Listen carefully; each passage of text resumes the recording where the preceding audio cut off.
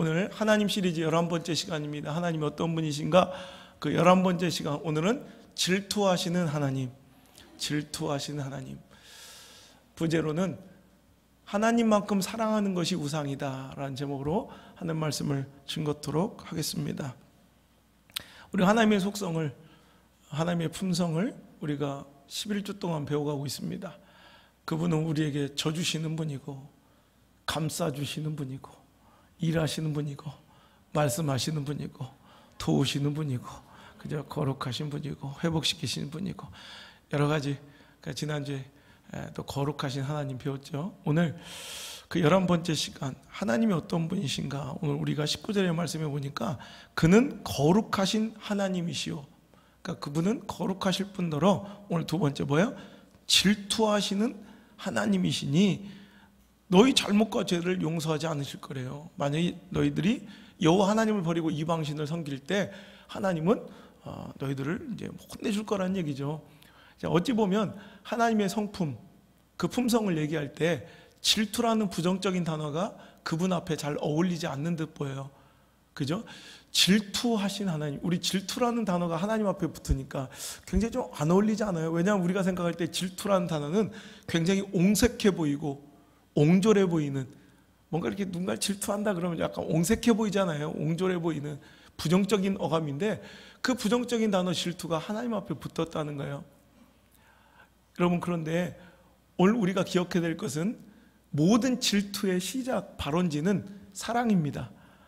여러분, 우리가 사랑할 때 질투하는 거예요. 아무리 큰 강도 발원지를 찾아가 보면 조그만 옹달샘인 것처럼 반드시 그 발원지가 있는 것처럼 질투의 근원지는 반드시 사랑이에요.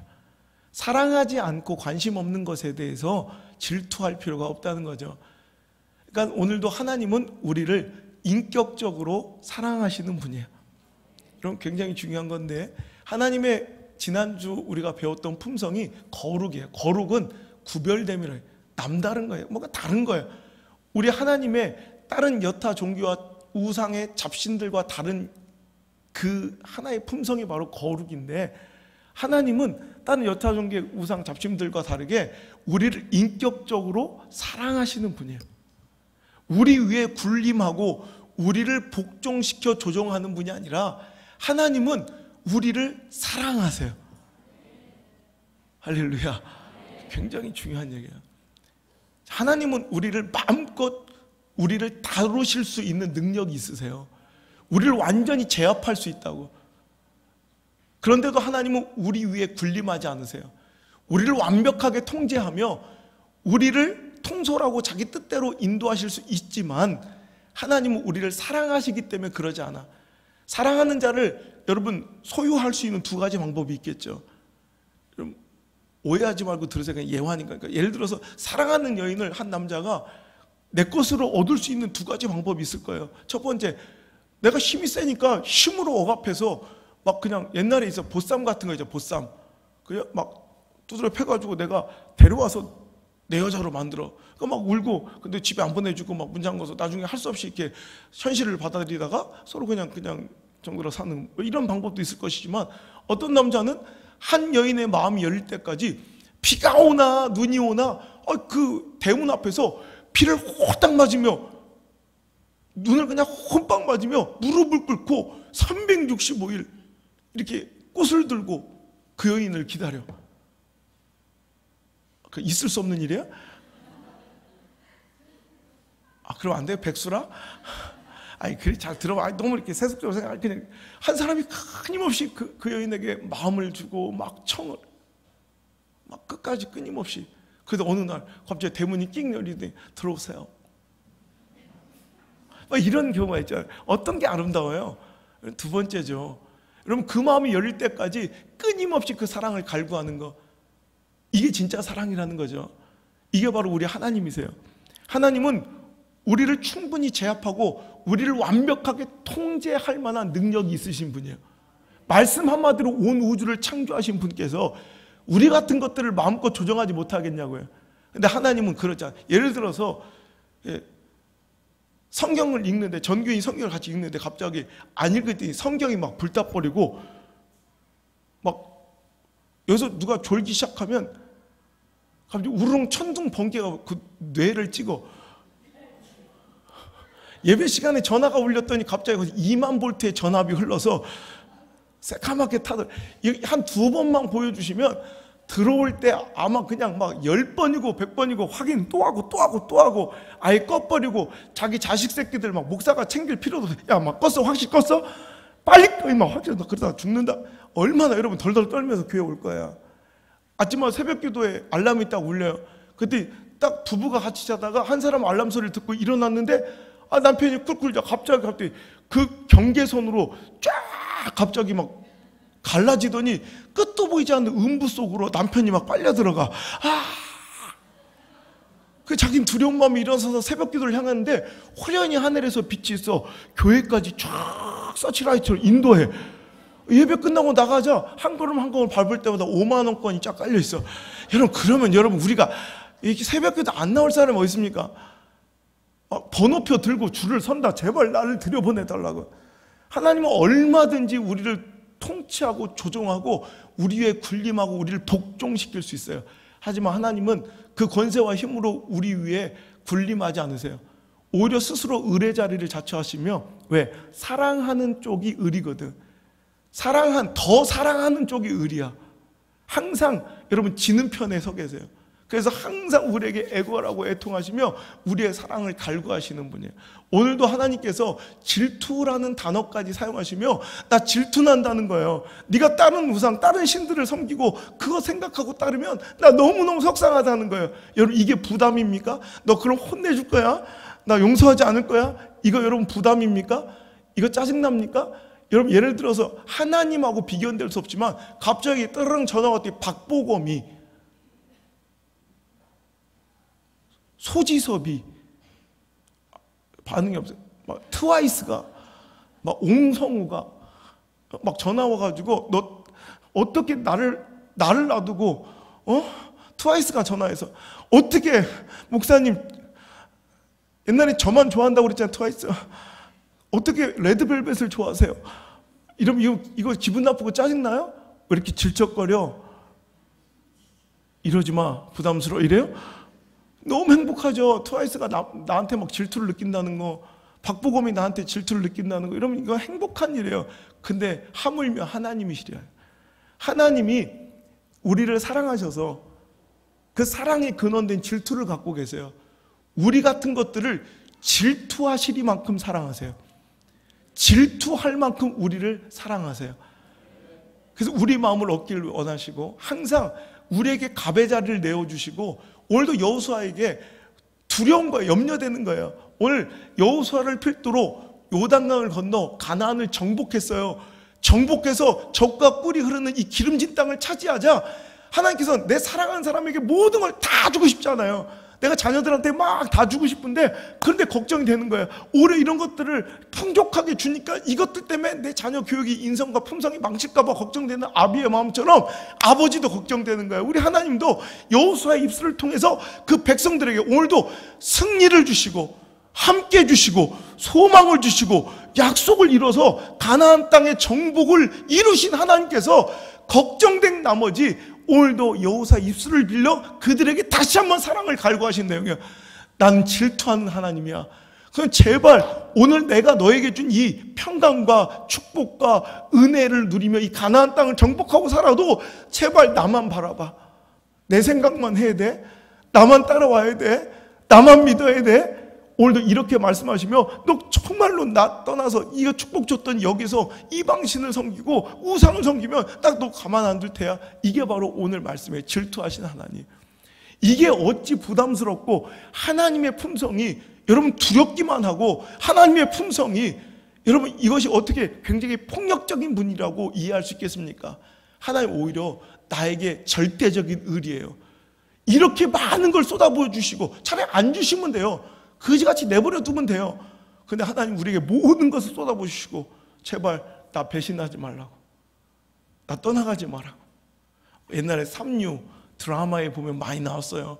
사시공부하는 남자를 막 공장에 들어가서 열심히 뒷바라지 해가지고 10년 동안 그냥 자기 모든 걸 쏟아서 그냥 그 변호사가 되고 검사가 되더니 갑자기 등 돌려서 아파트 2채 갖고 오는 그 여인한테 딱 가가지고, 그러니까 그 여자도 막 엿다가 점 붙이고 부셔버릴 거야 막 이러고 죽여버린다고 막 이런 거 같은 거 아니겠어요? 하나님께서 너무너무 사랑해서 모든 것을 다 부어주신 후에 오히려 그들이 변할까봐, 그들이 나를 떠나갈까봐 애통하시는, 여러분, 질투하는 대상을 보면 그 사람이 무엇을 마음에 품고 있는지가 보여요.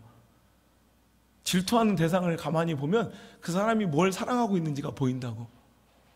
어떤 사람은 권세와 권력, 우리는 뭐 이거 공천 받았대 그러면 좋아요 우리? 공천 상관 있어요 없어요? 우리가 아무 상관없어요. 우리 공천 이런 거 우리는 부럽지도 않고. 근데 어떤 사람은 그걸 너무 부러워하는 사람이 있어요. 그걸 사랑하는 사람이에요. 어떤 사람은 로또 당첨된 걸 그렇게 부러워요. 전 그런 거 하나도 안 부러워요. 로또 당첨된 게 부러워요?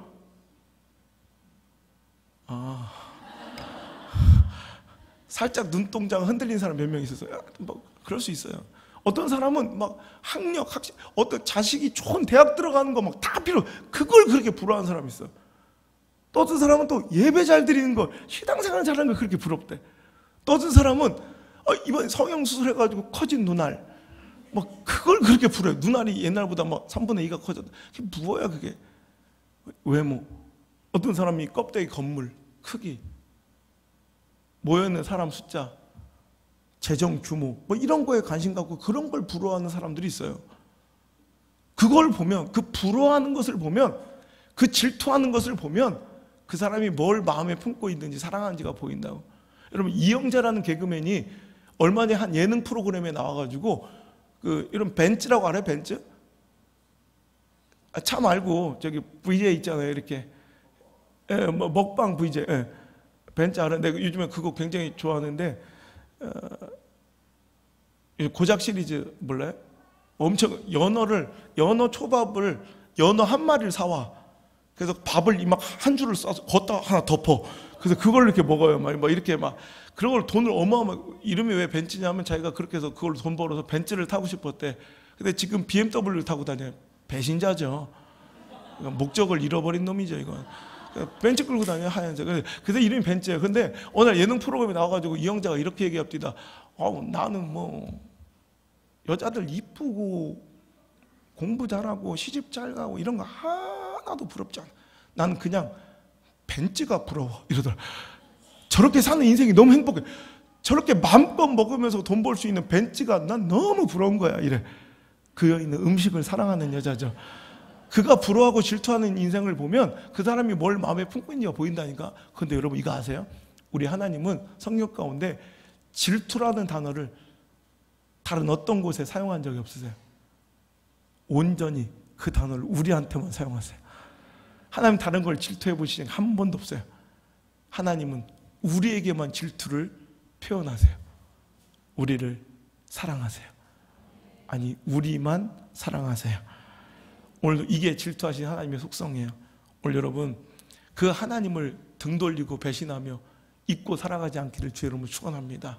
어떤 은혜를 주셨는지, 어떤 도우심을 주셨는지, 어떻게 나와 함께 하셔 오늘 이 자리까지 왔는지를 기억하고 그 하나님을 바라봐야 하는데 한국교회가 그 하나님을 잊진 않았는지, 우리의 신앙과 마음이 그 여호와를 사랑하는 것을 잊진 않았는지, 오히려 다른 것을 허망하게 바라보며 오히려 다른 것에 관심을 갖고 있는 우리들의 신앙은 아니었는지, 오늘 이 시간 그 모든 것들이 회복되기를 주의 이름으로 소망합니다.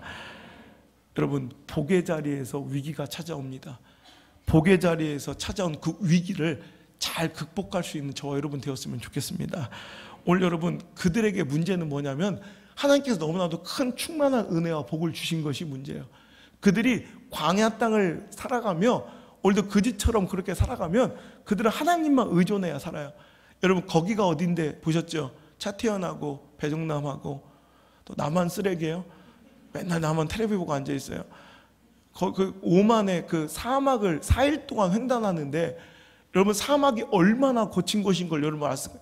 그 사막 가운데 그늘 하나 없어가지고 죽을 진짜 옆에서 도와주지 않고 다 죽어요 그거. 근데 40년 4일 걷는데도 그렇게 죽을 것 같은데 그들이 다 끝나대 하네. 5일 하라면 못하겠다고 그러더라고. 5일 하라면.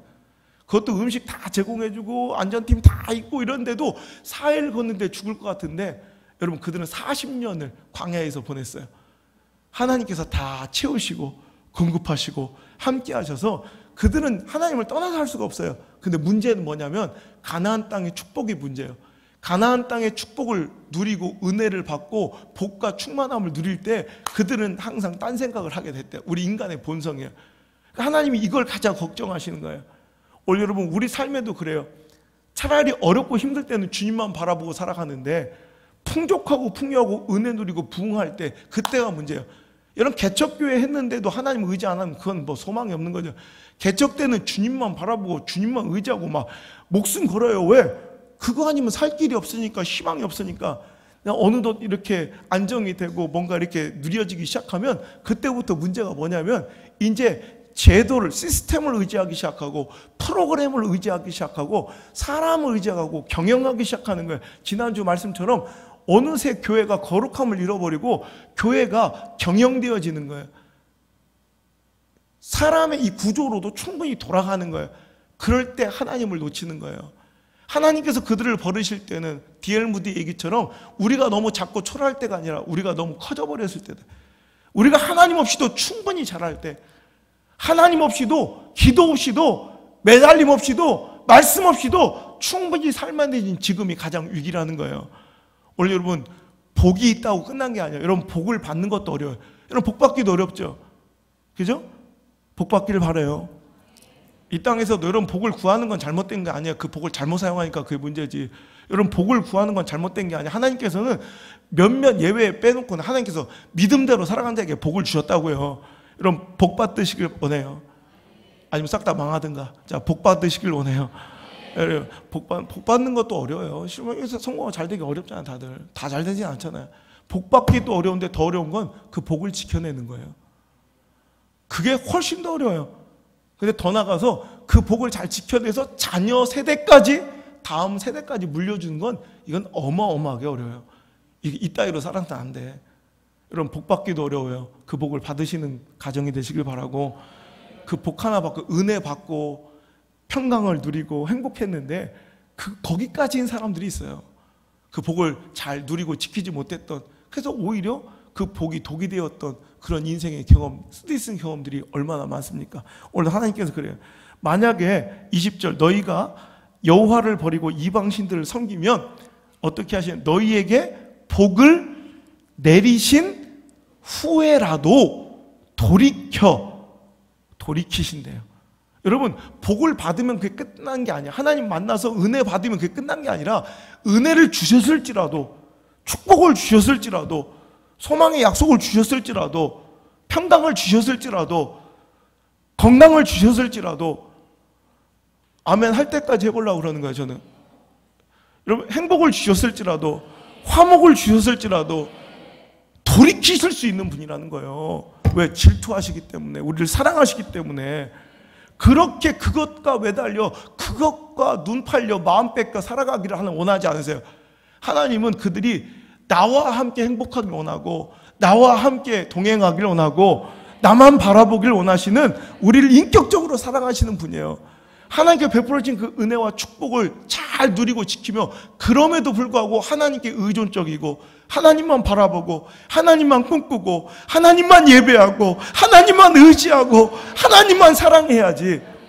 여러분 오늘도 주신 은혜와 축복이 오히려 독이 되어 그것 때문에 하나님 없이도 충분히 잘 살아가고 있는 인생이 있다면 경고합니다.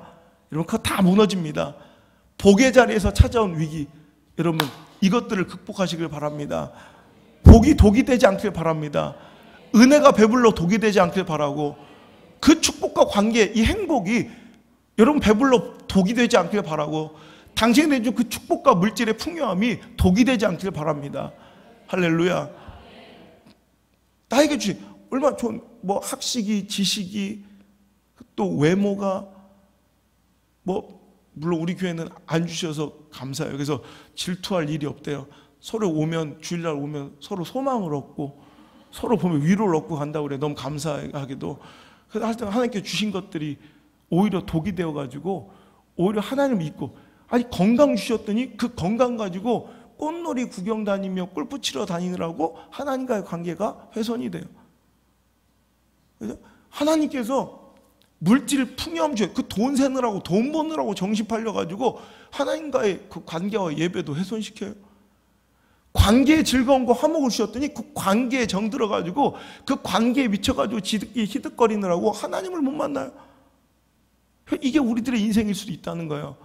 진짜 복은 뭐냐면 주셨는데 그 복 때문에 무너지지 않고, 복 때문에 하나님 떠나가지 않고, 그 은혜로 배부르지 않고, 그래도 간절하게 상한 심령으로, 심령의 가난함으로 하나님밖에 없어요. 하나님께만 매달리고 하나님만 바라보고 하나님만 꿈꾸고 하나님께 의존할 때 하나님 그들에게 더 채우시고 그들과 함께 해주실 줄 믿습니다. 힘들 때 어려울 때 하나님 의지하던 그 첫 마음을 잊지 않길 바랍니다. 하나님께서 뭔가 해결해 주셨죠. 축복해 주셨죠. 평강을 주셨죠. 그랬더니 우리 어떻게 살아갑니까? 하나님 또 잊어버리고 입 싹 닫고 살아가는 저희들 아닙니까? 돌아와야 합니다. 여러분, 이것은 여러분에게 제가 가르치는 말씀이 아니라 제가 들어야 될 하나님의 목소리고, 또 제가 항상 저에게 외치는 다짐이에요. 항상 전 지금도 두려운 거예요. 제가 종종 얘기하지만 어떤 사도 바울의 고백이, 저는 사도 바울도 그렇게 분주하게 복음을 전하며 그렇게 세계를 누비며 돌아다니다가 그는 울면서 고백해요. 내가 이렇게 복음을 전하다가 이렇게 하나님의 은혜를 전해놓고 나는 버림당할까 두려워하노라. 전 그 말씀만 보면 들을 때마다 두렵고 가슴이 찢어져요. 이렇게 오늘 이번 주도 이제 청주 가서 집회해야 되는데 계속 밤낮 없이 그냥 전국을, 전 세계를 누비면서 말씀을 전하는데 오히려 나는 하나님께 멀어지고 있는 건 아닌가. 오히려 이것이 가장 두려운 마음이에요. 어떤 때는요, 오히려 정말 처음 개척했을 때 너무 힘들어요. 진짜 하나님만 바라보고 하나님 없으면 하루도 살 수가 없는 거예요. 근데 지금은 하나님 안 계셔도, 기도하지 않아도, 하나님께 간절히 매달리지 않아도, 성령의 충만함을 덧입지 않고도 충분히 그냥 그렇게 어느 정도 그럭저럭 잘 살 수 있는 무언가 갖춰줄 때 이때가 두려운 거예요. 그래서 그 초심을, 첫 마음을 잊지 않기 위해서 전 지금도 첫 개척했던 그 교회를 찾아가요. 지난주도 찾아갔다 왔어요. 지난주 갔다 오고.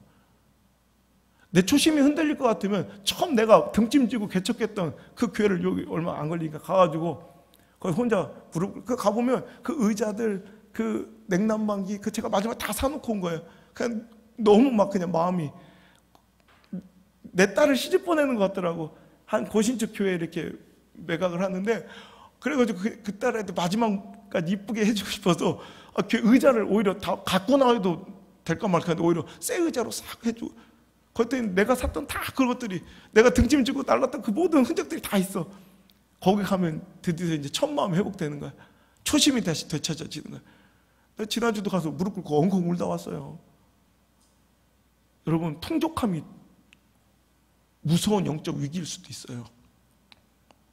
평안함이 독이 될 수 있다고. 여러분, 오늘 하나님께 주신 이 축복들이 변질되지 않기를 주의 이름으로 축원합니다. 이 말씀을 여호수아가 이제 정복 전쟁이 끝나고 막 가나안 땅을 차지했을 때 하나님은 이제 그 축복을 주시자마자 주신 말씀이에요. 그런데 이런 일들이 진짜 일어났어요. 이스라엘은 가나안 땅에 들어가 축복을 누리더니 하나님을 말같게 잃어버리고, 아니 하나님을 떠난 적은 없어요. 그냥 하나님과 함께 사는 거지. 그러면서도 계속 이방의 풍요의 신을 더 갈구하고 오늘도 이방의 그 우상들을 더 흠모하며 살아가며 하나님을 잊어가고 있다가 결국엔 예루살렘은 완전히 박살나고 이제 이방인들에게 질질 끌려가 포로 생활을 하고 있을 때 하나님께서 에스겔 선지자를 통해서 하나님이 어떻게 하다 너희들이 이런 꼴이 되었는지를 정확하게 가르쳐 주시는 말씀. 여러분, 어떤 예화보다 하나님 말씀이 가장 중요해요. 에스겔서 한번 찾아, 에스겔서 16장 여러분 한번 찾아 함께 읽어봅시다. 에스겔 좀 길어도 한번 쭉 다 읽어봤으면 좋겠어요. 이게 우리의 꼬라지예요. 이게 우리의 처지라고. 이게 우리의 정체성이에요. 교회가 어떤 사람들의 모임인지, 내가 어떤 자였는지를 잊지 않는 이 기억력이 바로 영적 회복의 시작인 줄 믿으시길 바랍니다. 이스라엘 백성이, 하나님의 백성이 성도가 어떤 정체, 어떤 사람들인지를 잊지 않아야 돼. 자, 에스겔서 16장 1절부터 쭉 읽어볼게요. 자, 1절부터 어디까지 읽냐면 14절까지 읽을 건데, 이게 좀 길어도 이 귀한 설교 시간에 이렇게 막 성경을 이렇게 너무 많이 읽냐? 그래도 돼. 여러분, 이게 바로 우리의 모습이니까 잘 읽으세요. 1절부터 시작. 또 여호와의 말씀이 내게 임하여 이르시되, 인자야, 예루살렘으로 그 가증한 일을 알게 하여 이르기를 주 여호와께서 예루살렘에 관하여 이같이 말씀하시되 내 근본과 난 땅은 가나안이요 내 아버지는 아모리 사람이요 내 어머니는 헷 사람이라. 내가 난 것을 말하건대 내가 날 때 내 배꼽줄을 자르지 아니하였고 너를 물로 씻어 정결하게 하지 아니하였고 내게 소금을 뿌리지 아니하였고 강보로 싸지 아니하였나니 아무도 너를 돌보아 이 중에 한 가지라도 내게 행하여 너를 불쌍히 여긴 자가 없었으므로 내가 나던 날에 내 몸이 천하게 여겨져 내가 들에 버려졌느니라. 그래서 오늘 이스라엘에 대해서 너희들 예루살렘에 대해서 내가 알게 하게 돼. 니들이 어떤 존재인지. 니들은 아무것도 아닌 천하디 천한, 정말 아무것도 아닌 들판에 버려진 깐난쟁이 핏덩이 어린아이였다는 거예요. 여러분 생각해보세요. 우리 이제 다음 주에도 우리 이제 교회에서도 아기가 출산할 가정들이 있는데 깐난쟁이 태어날 때 얼마나 연약해요. 그 핏덩이 딱 태어나자마자 얼마나 보호가 필요해요. 근데 이스라엘이 하나님의 백성이 어떤 인간들이냐면, 자, 낳자마자 탯줄도 끊지 않고 물로 깨끗이 씻어준 사람도 없어. 그냥 피가 그냥 엉겨 있는 채로 소금으로 누가 정결하게 소독 하나 안 시켜주고 그 어린아이를 강보, 이불로 하나 싸주지도 않은 채 그냥 그 핏덩이 자체가 어디에? 들판에 버려져 있는 거. 발버둥 치고 조금 있으면 들짐승들에게 먹힐 아무런 보호의 기제가 없는, 정말 소망이 없는 죽어야 마땅한 이 어린아이, 발짓하는 핏덩이, 피투성이 이 어린 갓난아기가 이스라엘 백성이요, 바로 저와 여러분의 모습이었어요. 그런데 그 곁을 임금이, 한 나라의 왕이 지나가시는 거야. 자, 6절 시작. 내가 내 곁으로 지나갈 때 내가 피투성이가 되어 발짓하는 것을 보고 내게 이르기를 피투성이라도 살아있으라. 다시 이르기를 너는 피투성이라도 살아있으라 하고. 자, 그 임금이 지나가 보니까 어디서 울음소리가 들려서 보니까 아까 버려진 그 민망하고 불쌍하고 가련한 그 어린 핏덩이를 그 왕이 주순 거예요. 그 핏덩이한테 내가 왕궁에 들어갈 때 살아만 있어라, 버텨줘라, 숨만 쉬어다오. 그 소망 없는 아기를 품고 왕궁으로 돌아와 이제 그를 가꿔주고 채워주기 시작하는 거예요. 7절 시작. 내가 너를 들에 풀같이 많게 하였더니 내가 크게 자라고 심히 아름다우며 유방이 뚜렷하고 내 머리털이 자랐으나 내가 여전히 벌거벗은 알몸이더라. 내가 내 곁으로 지나며 보니 내 때가 사랑을 할 만한 때라. 내 옷으로 너를 덮어 벌거벗은 것을 가리고 내게 맹세하고 언약하여 너를 내게 속하게 하였느니라. 나 주 여호와의 말이니라. 그때부터 이 아이를 살려줘서 종으로, 노비로 쓰는 게 아니라 이 아이를 아름답게 길러 자기 옷으로, 자기 왕의 임금의 옷으로 덮고 그를 길렀다. 장성하기 전에 보니까 이 아이가 어느덧 이제 결혼할 정년기가 된 거예요. 그런데 그 임금은 파격적인 일을 행합니다. 바로 그 주워온, 그 고아 핏덩이 주워온 아이를 자기 부인으로 맞아들이는 거예요. 너를 내게 속하게 하였대요. 자, 그리고 나서 9절부터 시작. 내가 물로 내 피를 씻어 없애고 내게 기름을 바르고 수놓은 옷을 입히고 물돼지 가죽신을 신기고 가는 배로 두르고 모시로 덮여 배물을 채우고 팔고리를 손목에 끼우고 목걸이를 목에 걸고 코고리를 코에 달고 귀고리를 귀에 달고 화려한 왕관을 머리에 씌웠나니 이와 같이 내가 금, 은으로 장식하고 가는 배와 모시와 수놓은 것을 입으며 또 고운 밀가루와 꿀과 기름을 먹음으로 극히 곱고 형통하여 왕후의 지위에 올랐느니라. 아멘. 자, 그가 물로 씻기고 기름을 바르고 수놓은 옷을 입히고 또 물돼지, 그러니까 이건 해달이나 뭐 이거 바다 표범 이런 거예요. 우리 여러분 성막을 지을 때 그 성막의 그 외벽 천을 그 해달 가죽으로 그저 세웠잖아요. 그 증거처럼 이게 굉장히 귀한 그런 가죽신을 심겼고, 그리고 배로 두르고 모시로 덧입히고 또 여러 폐물로 채우고 팔고리, 귀걸이, 코걸이 할 때 막 할 수 있는 모든 장식들로 그를 화려하게 꾸며 거기다 먹는 식단도 굉장히 고운 밀가루와 꿀과 막 이런 아름다운 음식을 먹였더니 그가 너무너무 윤택하게 잘 자라나 멋진 왕비가 된 거예요. 그랬더니 14절 시작. 내 화려함으로 말미암아 내 명성이 이방인 중에 퍼졌음은 내가 내게 입힌 영화로 내 화려함이 온전함이 나 주 여호와의 말이니. 그랬더니 이제 그 아름다움이 명성이 온 세계에 퍼진 거예요. 이거 다 누가 하신 거예요? 하나님이 주신 거예요. 여러분 오늘 이것이 작고 크건 간에 다 우리들의 얘기예요. 벌거벗겨져 버려질 수밖에 없었던 아무것도 아닌 우리 인생을 하나님께서 걷어주셔서 우린 오히려 포기하고 절망할 때 피투성이라도 살라, 피투성이라도 좋으니 살아만 있어라 우리에게 간청하시며 우리를 씻기시고 보호하시고 덧입히시고 먹이시고 채우시고 화려하게 꾸며주셔서 오늘 저와 여러분이 이제까지 왔습니다. 그리고 이제 우리가 살만해지고 평안해지고 행복하고 기쁨을 누릴 때 우리가 하나님을 잊어가고 있는 건 아닌지, 이게 우리 교회가 또 제가 들어야 될 말씀인 줄 믿어요. 이 아무것도 아닌 시골의 조그만 교회를 하나님께 세우셔서 명성 있게 하시고 이렇게 수많은 은혜로 우리를 덧입혀 주셨는데 우린 지금 어떻게 살아가고 있는지. 자, 하나님 이렇게 은혜를 받은 우리들인 거 인정하십니까?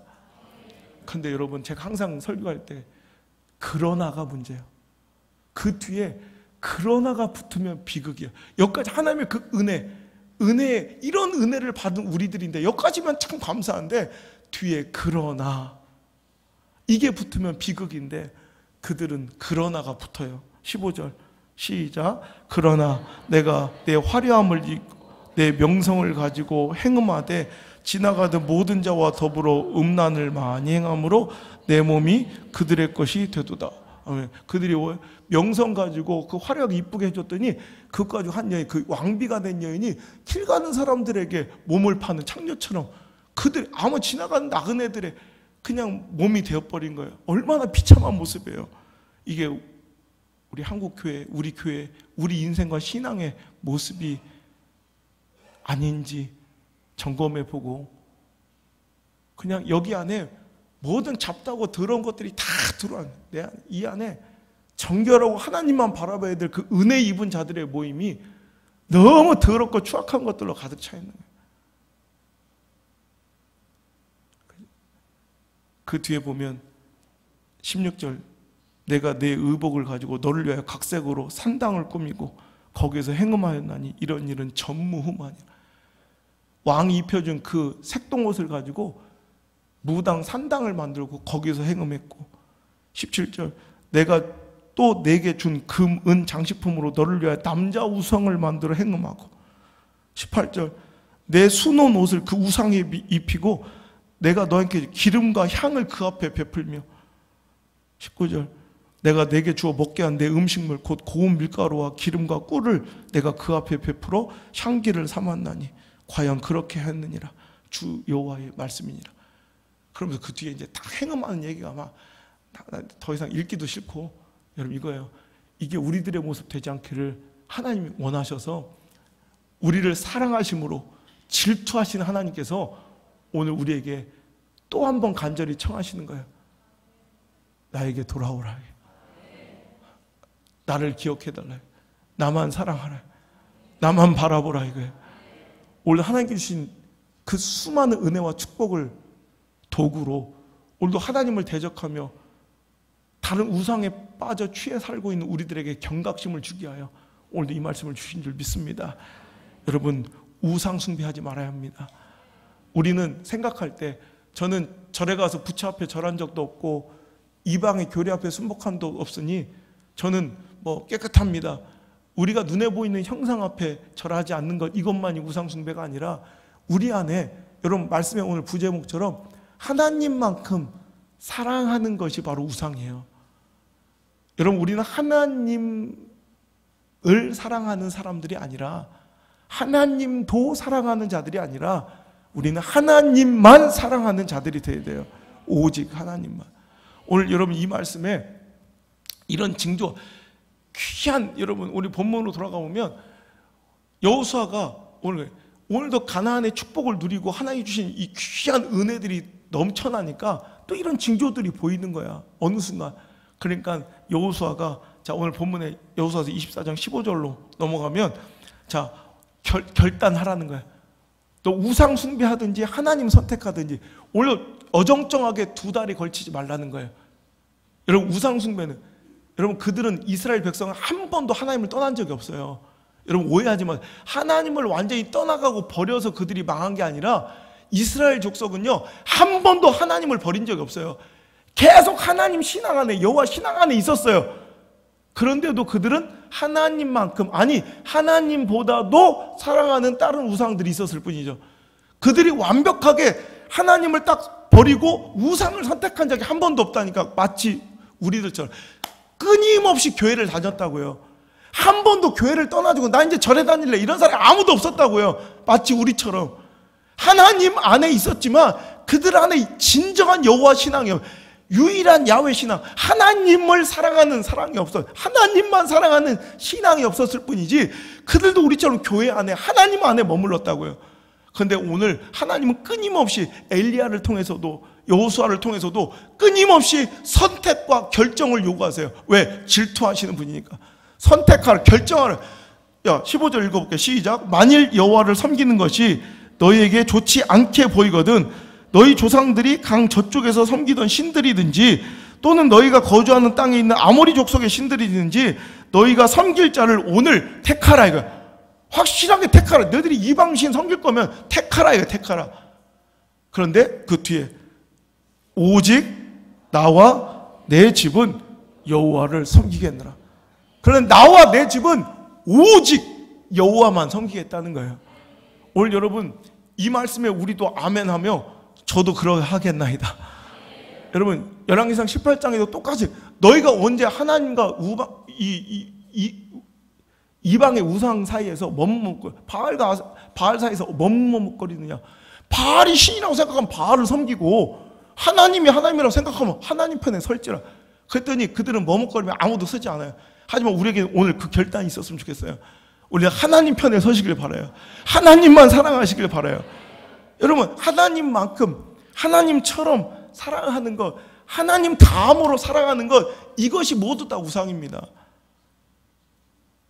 여러분 망한 이스라엘 백성들도 하나님을 한 번도 버린 적, 떠난 적은 없다니까. 하나님 외에 다른 것들을 또 사랑하는 것들이 많이 있어서 그렇지. 여러분 오늘 우리 안에도, 교회 안에도 그런 것들이 얼마나 많습니까? 하나님 더 사랑해요. 그러니까 이 교회 나오겠죠, 열심히. 하나님도 사랑하지만 이 안에서 그 못지않게 내 물질도 소중하고 내 자존심도 사랑하고, 그죠?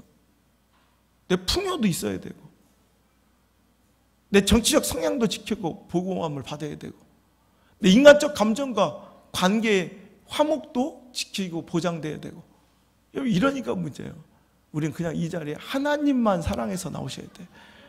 오직 주만 사랑하며 나오셔야 돼요. 그죠? 우리는 하나님 외에 하다못해 여러분 하나님만큼 사랑했던 이삭조차도 하나님은 아브라함에게 포기하기를 원하셨어요. 하나님이 정작 원하신 건 이삭의 죽음이 아니라 아브라함의 사랑이에요. 사랑. 아브라함의 하나님 진짜 사랑하는지를 보시는 거예요. 오늘도 우리에게도 그걸 요구하세요. 여러분 돈이 우상인 사람에게는 정말 저가 돈과 하나님 사이에 돈을 선택하고 하나님을 선택하는지를 하나님께 반드시 그걸 테스트하는 시간을 주세요. 근데 우리는 하나님을 선택하셔야 돼요. 자녀가 아닌 하나님을 선택하셔야 돼요. 지혜로운 자는 내가 너무너무 사랑하는 자녀나 돈 이런 것들, 여러분 뭐 이걸 사랑하는 것 자체가 문제가 아니라 여러분 이것들을 하나님과 원수되게 만드는 게 문제예요.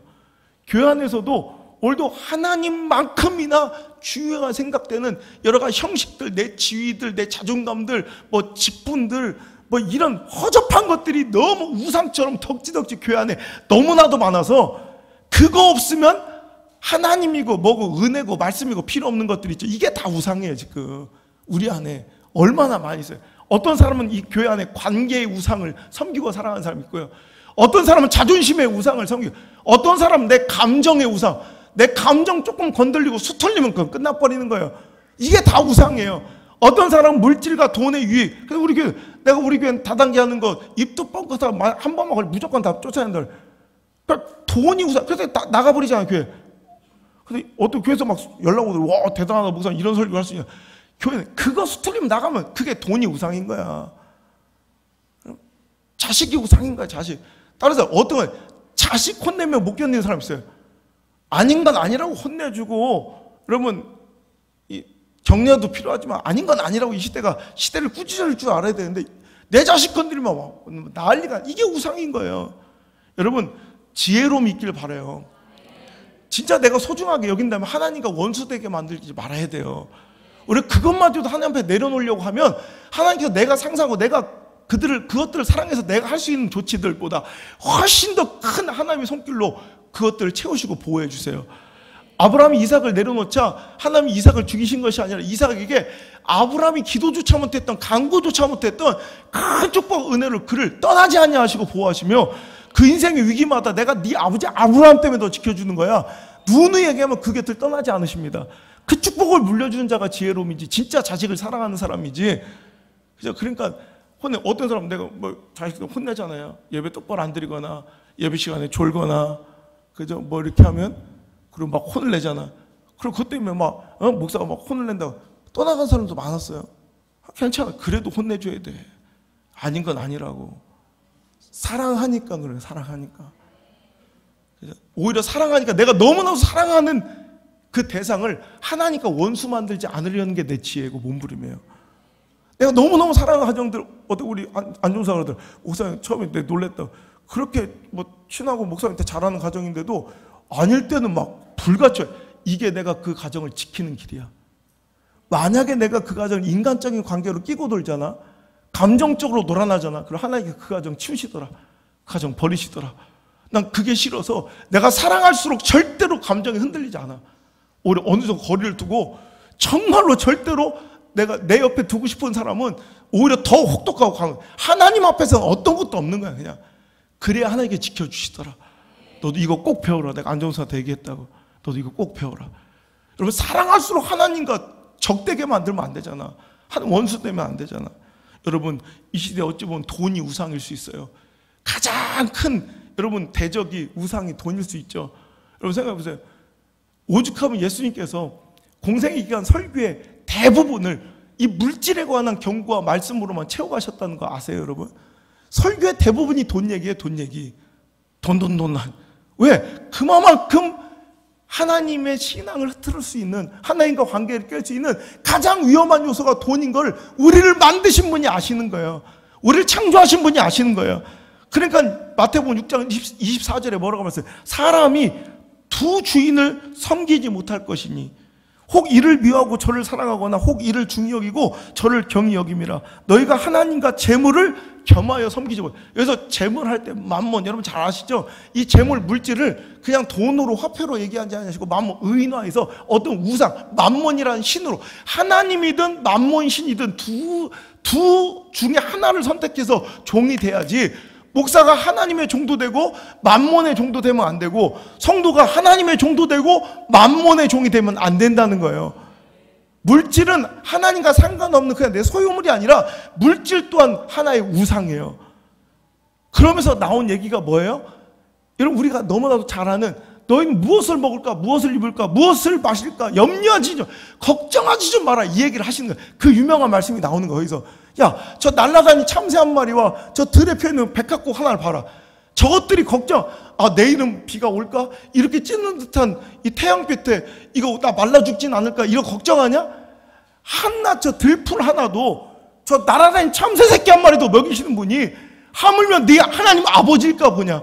하나님 너희 가정에 지금 필요한 것들을 너보다 더 잘 아시는 분이에요. 나보다 나를 더 잘 아시는 분이에요. 다 아신다는 거야, 아시는 거야. 뭘 걱정하느냐? 그러면 생각해. 나는 그래. 야, 제가 이번에 얻은 교훈인데요. 여러분, 그래요. 우리가요, 걱정하고 두려워하는 이유는 그건 다 이방인들이나 불신자들이나 하는 것이지 네가 할 것이 아니다 말씀하실 때, 아니, 걱정과 근심이 불신앙하고 이방하고 뭔 상관이에요? 근데 이게 맞는 것이, 여러분, 제가 누누이 얘기하지만, 자, 빛과 어둠의 관계를 보시면 알아요. 우리는 빛과 어둠이 싸우는 거라고 생각해요. 상대적인 막 싸움. 아니에요, 절대. 빛과 어둠은 싸울 수가 없어요. 어둠은 감히 빛하고 싸울 수가 없어요. 빛이 없는 공간만큼이 어둠이 될 뿐이지, 빛이 들어온 순간 어둠은 없어지는 거지, 어둠과 빛이 치열하게 싸우지 않는다고. 빛이 있으면 그냥 그곳은 어둠은 없어, 실종되어 버리는 거예요. 여러분, 이게 하나님의 은혜예요. 자, 하나님이 계시지 않는 공간만큼이 어둠인 것처럼 바로 우리 안에 하나님이 계시지 않는 분량만큼이 염려, 걱정, 근심, 두려움이 돼요. 100%예요. 하나님이 가득 차면, 하나님의 은혜가 내 마음속에 가득 차 있으면 염려하래도 염려를 안 해요. 이상하게 담대하고 당당하고 뭔가 좀 걱정을 좀 했으면 좋겠는데 아무 걱정이 없어서 우리 목사가 좀 말려요. 걱정 좀 하라고. 그런데 괜찮아요. 하나님이 가득 차 있으면 여러분, 그 안에 마치 빛이, 이 공간이 어둠이었잖아요. 불 켜기 전까지는.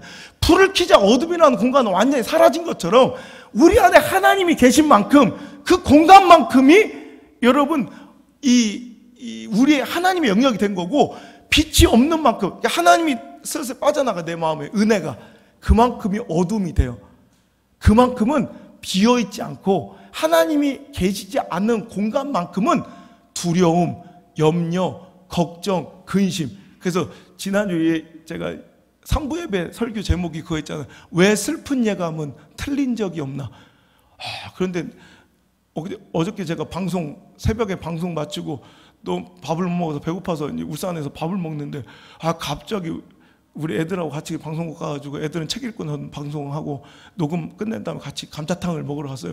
거기서 내가 딱 들어오자마자 갑자기 왜 슬픈 예감은 틀린 적이 없나, 이 노래를 딱 틀어주더라고요. 근데 아빠가 신청했어, 뭐 애들이. 여러분 그 노래, 그 찬양이라네.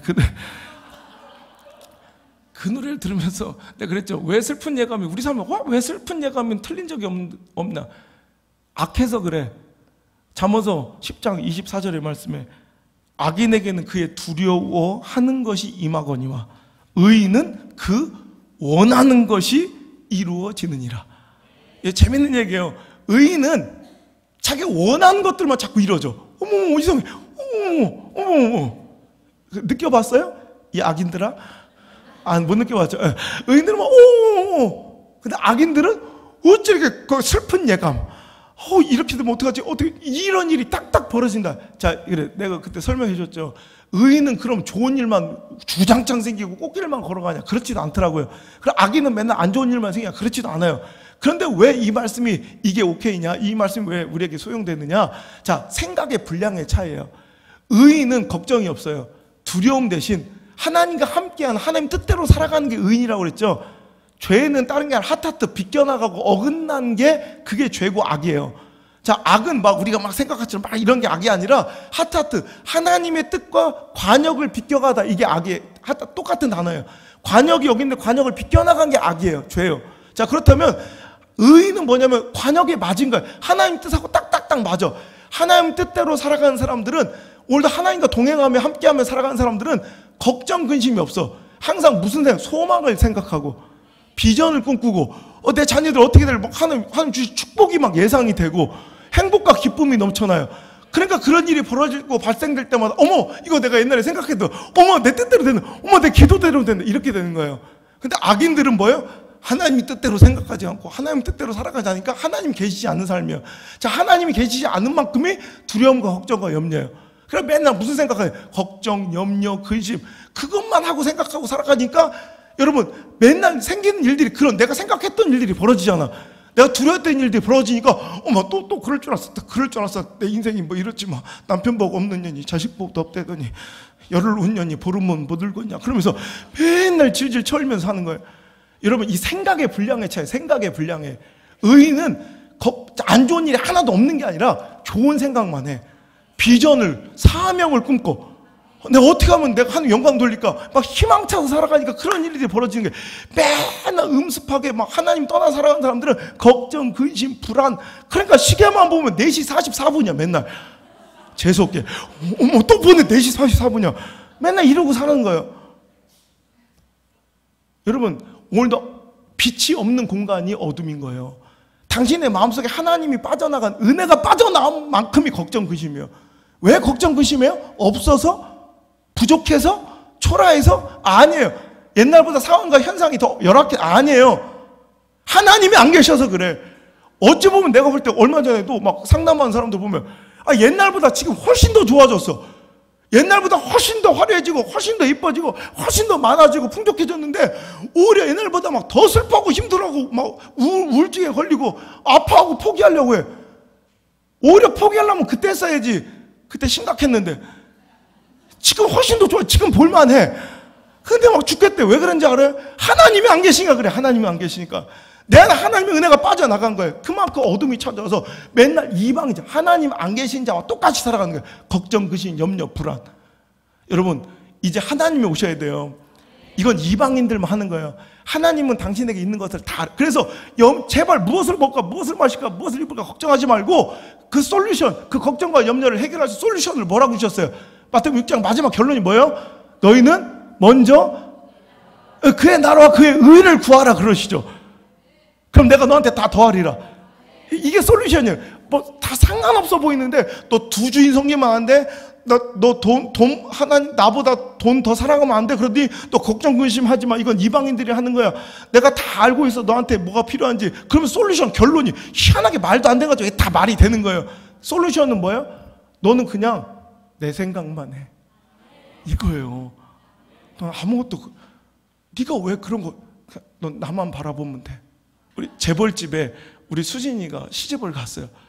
재벌집에 엄청 그런데 재벌집에 시집을 보내놨더니 얘가 옛날 살던 그 가락이 있어가지고 맨날 다음 달에 전기세 못 내면 어떡하지? 도시가스 끊기면 어떡하지? 나 이러고 살아가면 그 남편이 얼마나 애가 타겠어요. 얼마나 안타깝겠냐고. 안 그래요? 야, 네가 무슨 걱정이야? 나 정사장이야. 나 이사장이야. 야, 네가 왜 그런 걱정해? 넌 그냥 나만 사랑하면, 넌 그냥 내 부인이면 되는 거야. 너는 그런 걱정할 필요 없어. 그냥 넌 나만 보면 돼. 넌 나만 사랑하면 돼. 넌 나만 믿고 따라오면 돼. 할렐루야. 이게 하나님의 말씀이에요. 이방인들은 네가 스스로 살아가야 되지. 네가 힘들게, 네가 걱정하고 근심하며 불안해하며. 하지만 하나님의 사람들은 내가 때가 되면 내가 알아서 하겠다. 넌 걱정하지 불안하지 마라. 내 딸아 내니 안심하라. 사랑하더라. 내니 안심하라 하시며 오늘도 그냥 너는 그의 나라와 하나님 나라 의만 구하면 돼. 그러니까 하나님 생각만 하고 살면 돼. 하나님만 바라보면 돼. 그러면 내가 모든 것을 더하여 주신대요. 오늘 여러분 이것만 기억하세요. 내 원수는 누굴까요? 내 원수는 내가 너무나도 사랑하는 사람의 원수가 아니라 내 원수는 내가 사랑하는 사람의 두 번째 사랑하는 사람이에요. 내 원수는 사랑하는 사람의 원수가 내 원수가 아니라 내 진짜 원수는 내가 사랑하는 사람의 두 번째 사랑하는 그 사람이 내 원수라고. 오늘도 여러분이 하나님의 원수를 많이 양산하고 있지는 않습니까? 오늘도 하나님만 사랑하고 내가 하나님 떠나서는 아무것도 할 수 없는 인간임을, 주님 주신 축복 이렇게 많아도 저는 이렇게 주님만 바라봐요. 주님 아니면 저는 아무것도 할 수 없어요. 오늘도 주님만 꿈꿔요. 주님 그 이름 아니면, 하나님 그 이름 아니면 저는 아무것도 기억할 수 없어요. 오늘도 주님만 사랑한다고 그 축복과 은혜와 평강 속에서 하나님께 고백할 때 하나님께서는 우리가 지금까지 누리지 못했던 더 큰 은혜와 축복을 우리에게 공급하여 주실 줄 믿습니다. 주님 한 분밖에는, 주님 한 분밖에는 아는 사람 없어요. 가슴 깊이 숨어 있는 주를 사랑하는 마음. 주님 한 분밖에는, 주님 한 분밖에는 기억하지 못해요. 처음 만난 그날 울며 고백하던 말 나는 행복해요. 나는 행복해요. 죄사함 받았으니 아버지 품 안에서 떠나 살기 싫어요. 하나님, 우리에게 듣고 싶은 고백입니다. 하나님, 우리 입술에서 듣고 싶은 고백입니다. 사랑이 샘솟으니 샘솟으니 이 세상